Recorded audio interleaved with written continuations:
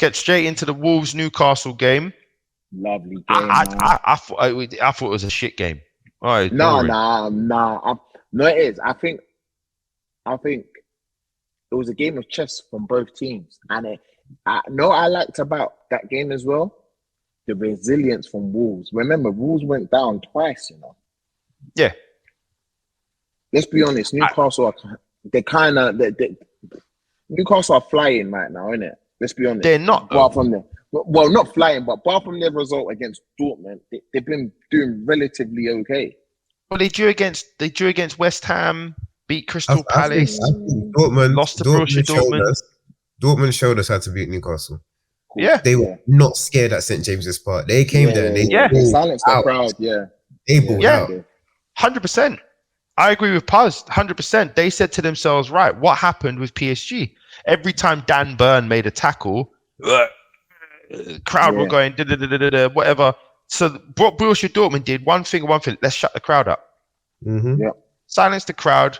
St James's Park, I think, is the hardest ground to go to. Yeah, I think St James's Park, and I think people would agree. Man. Yeah, it's one of the hardest, if not the hardest ground in the Premier League, right? So what do? Take away that crowd, boy. And I think I expected Newcastle to come out flying. I expected them to be all over Wolves. But you're right, Wolves showed some good resilience. But they've had a tricky season, Wolves, haven't they? I think the results have not replicated what their performances have been. I think they were really unlucky against us on the opening day. And I think that manager, what's his name? He was from he's not from Brentford. Where is he? He's from Bournemouth. That's it. Yeah. Can't remember his name. He's had a really tough time of it, ain't he? Hold on a minute. I'm just going to bring up his name now. Young lad, Gary O'Neill. That's it. He's not had much time whilst he's been in there, and he's had to change quite a lot in a short space of time. But they did well. Talk to me about Callum Wilson, Puz. I don't know. Like, what do you think? I was thinking about him the other day. Do you think his time at Newcastle is limited? I think he's a good player. He's had his injury problems, but obviously their main striker there is Isaac, who, in my opinion, is much better. I think he's still a good squad player to have. But what do you think? Like, is he part of the transition? What I'm trying to say is that if Newcastle want to be up here, but they're going through, the transition, is he one of those players where he can get them from here to here, but to get from here to here, he ain't that guy? Does that make sense? I think he's got a season or two left at Newcastle.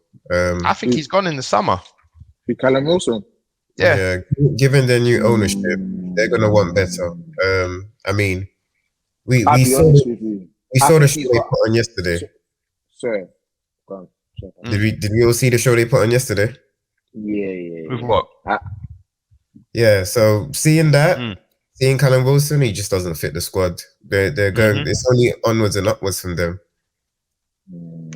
I mean, he got 2 and he got the penalty, but like against Wolves again. It's just like Nketiah, bro. Like, no disrespect, both of them. No, I'm laughing because I get what you mean. But with Callum Wilson, I think they'll give him one more season because I believe that he's a squad player right now. Yeah. Because of Newcastle's actual long-term goal. Squad. Long-term goal, financial restrictions, so many things where it will affect the club. He will kind of be one of the better players that will stay, but as they build and as they get more successful, they're going to get better quality. That's inevitable. So for me, I feel like he's got probably 1 or 2 more seasons. Well, I would say, let's just say 1 more season, then I think they'll probably cash in or get rid of him. But I think he's got 1 more season. But I get what you mean, as in him and Eddie are very similar. But one thing I would say, Callum Wilson does bang. He bangs, man. Yeah, he does. What though? That was a criticism comparison I could find. Sorry. Like, I was thinking about it the other day. Callum Wilson, he's got quality. He's definitely a Premier League striker. But that's what I just said that I gave you my analogy. If Newcastle were here, they're now here, but they want to be here. They want to be challenging the likes of City and going deep into Champions League. They're on their journey, right? We can all see that, getting there. Yeah. Is Callum Wilson the kind of guy that gets you from here to here, but then to get from here to here, you need to go and get. You need to go and get, like, what's the Napoli striker's name? What's his name? Osman. That's my point. If you want to get from here to here, you need to go get Osman. But Chris, that's my whole point. I think for them to get from, as you said, from the middle ground to the top, he's going to be that gap filler for now, isn't it? Because of their restrictions. Remember, I think he's got them from here to here. I don't think he can get them there, though. So you don't think No, that's what I'm saying. I said if Newcastle started here when the takeover took over, and now, right now, they've improved. Look at what I'm doing. They're here. Yeah. They've improved. They're now here. Get what you mean still. But they want to be here. Yeah. So Callum's got them from there to there. So they're here now, but they want to be up here. I don't think he's the guy to get them there. No, he's not. No, he's not. He's not. And once again, no disrespect to him, but he's just not that. He's not. He's not the guy. He's not the guy. He's not the guy. All right, so we all agree on that. We all agree. He's done amazingly well to get to where he's got to. He's done amazingly well to score the goals that he scored. But as you said, so you get to that next level, you need that next level striker. I personally think he's got time. He can prove us wrong. But from what we're seeing so far, I don't know. One of the reasons that I think he's had a bit more, excuse the language, kudos than because he's been getting into the England squad. But I think even that place is under threat now with how well Ollie Watkins has been playing. You can't look past Ollie Watkins in that squad at the moment. I would take from last season. I would have taken Ollie Watkins over. Yeah, exactly. I would agree. So you got your Harry Kane as your main man, and then you got the likes of, we know already, Rashford, Saka, whatever, but they're not number 9s. As your second number 9, it's Ollie Watkins for me. He's been absolutely. Do you know what it is about Ollie as well? He just scores the not dumbest goals, but it would deflect, it would do everything, but he's still scoring. He's making a run, he's scoring, he's taking his chances. Have you seen how quickly Aston Villa get the ball into him, though? So part of Emery's plan with how he uses Ollie is they get the ball to him really quickly, and he's the one who lays it off, or he's the one who creates the space. I was just about to say that. He didn't score today, for example, Puz. He didn't score today, right? Well, he's not, we don't usually talk about Aston Villa too much on the channel, but we'll go into it. So McGinn, Diaby, and an OG, right? McGinn's having an absolutely brilliant season, by the way, making runs from late.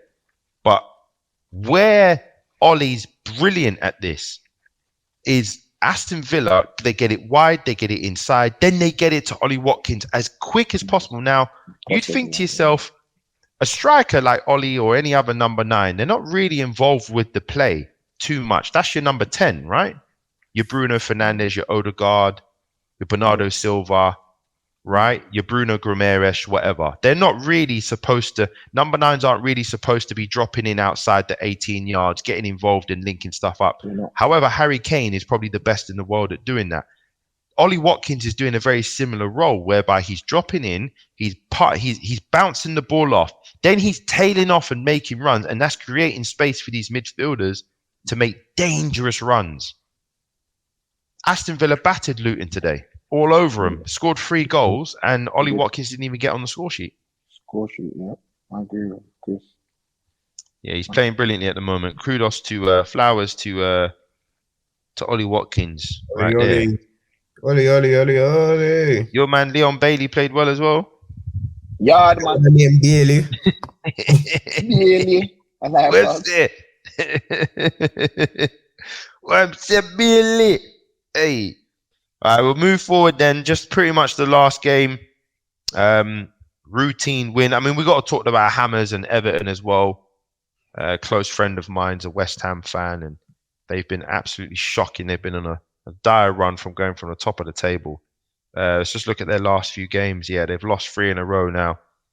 Aston Villa have got battered. They got battered in Europe as well, and then losing to Everton. They now sit ninth in the table. Does that seem a bit more realistic as to where they should be? Who? Aston Villa. Yeah, no, West Ham. No, Aston Villa 5th. No, I said West Ham. We moved on. Oh, I would say yeah. It is realistic. Let's be honest. They've lost their captain Declan Rice. Moyes he's not particularly a top six manager, that's what he floats around in it, 9th/10th, might creep into an 8th. So yeah, that's realistically where they are right now is where we expect West Ham to be.